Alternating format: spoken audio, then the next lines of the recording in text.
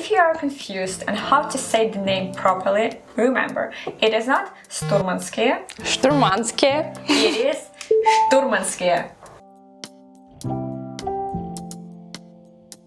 Welcome back, watch lovers! Today we're exploring a fascinating chapter in space watch history, Sturmanskie. In today's episode, we'll cover the difference between Type 1 and Type 2, how these watches evolved, and most importantly, what Yuri Gagarin actually wore. When people think of space watches, they immediately think of Omega Speedmaster, which makes sense. It's NASA approved and has been on multiple missions. But Omega isn't the only brand that went to space. Breitling, Rolex and Bulova have been worn in space. In fact, one of the highest-selling space watches at auction was a Bulova that went to the moon. It was sold for a jaw-dropping $1,625,000 in 2015. And let's not forget Seiko. The Japanese giant has also had its timepieces worn by astronauts. But before any of these brands ever made it to space, there was Sturmanskie. This Soviet watch was created in 1949 at the first Moscow watch factory, long before the space race really took off. For these watches, a unique 15-jewel movement was developed. It was based on the K26 used in Pobeda watches, which had been produced at multiple Soviet factories since 1946 and were widely popular by the time the Sturmanskie appeared.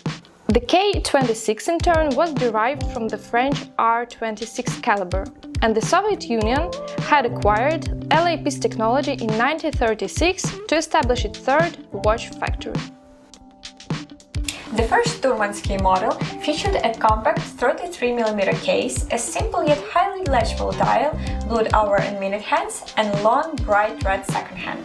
The numerals and markers were coated with radium to ensure visibility in low light conditions.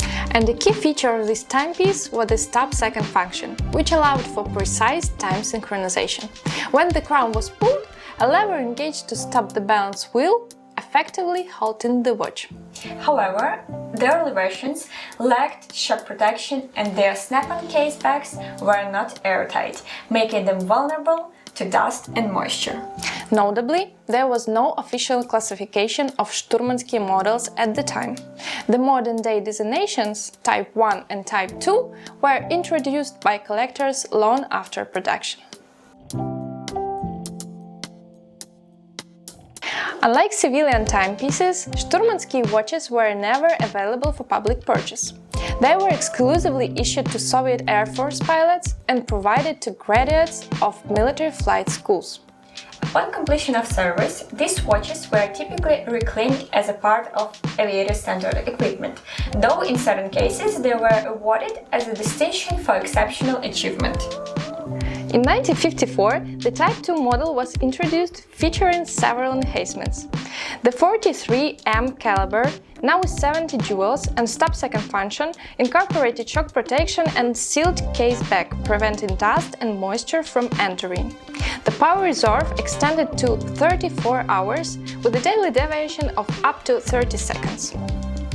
Although the Type 2 retained its 33mm chrome-plated breast case, it has exhibited notable refinements. The hands were redesigned to be more tapered and elegant, while the crown was reshaped into sturdier, rounded form, likely for improved usability. And by the way, in the Western watch community, it is common to think that authentic Sturmanskie Type 2 should be without the year of production.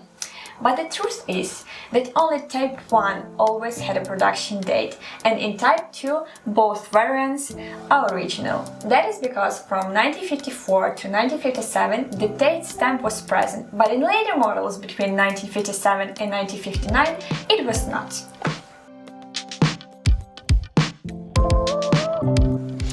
It was precisely this version, the Sturmanskie Type 2, that in 1957 was issued to a young graduate of the Chkalov Military Aviation School, a man who would soon make history, Yuri Gagarin. On April 12, 1961, Yuri Gagarin, wearing Sturmanskie, made the first human space flight.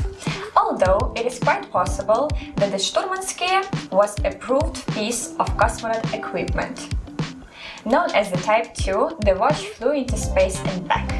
And the straps with Gagarin appeared later, after his flight into space, in honor of this event. So, to wrap things up, Sturmanskie Type 1, first issued in 1949, no shock protection and unsealed case. Sturmanskie Type 2, introduced in 1954, body movement, sealed case and Gagarin's actual watch. To make things easier, we also created a simple reference guide that highlights all the essential features side by side. You can download it using the link in the description below. Keep it saved, print it out, or open it whenever you need a quick refresher while browsing or collecting. So, if you're looking for an authentic Sturmanskie Type 1 or Type 2, we've got both available on our website. Whether you're a collector or just a space history enthusiast, these are incredible pieces to own. That's right, check out the link in the description to see our collection. If you found this interesting, don't forget to like, subscribe and drop a comment below. What other space watches should we cover next? Let us know and we'll see you in the next one.